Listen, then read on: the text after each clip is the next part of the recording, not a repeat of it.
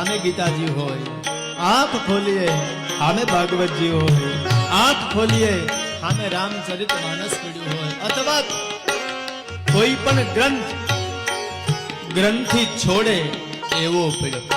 ગ્રંથ એને જ કહેવાય જે ગ્રંથથી ખોલવાનું કામ કરે. હા, અત્યારે નથી ઘણા કે અમે આ પુસ્તકો લખી નાખી, અમારા ધર્મમાં આ પુસ્તકોમાં આવું લખ્યું છે. એટલે આ ગાંઠ વાળે ઈ ધર્મ નહીં, ગાંઠ વાળે ઈ ગ્રંથ નહીં, ગ્રંથથી છોડે એને ગ્રંથ કહેવાય.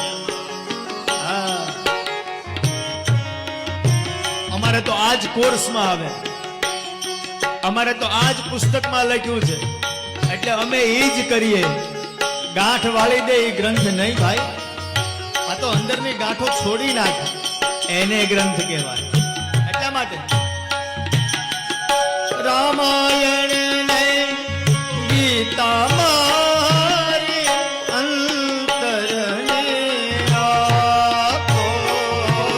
રામાયણ ગીતા મારી અંતરને આપો. હરિએ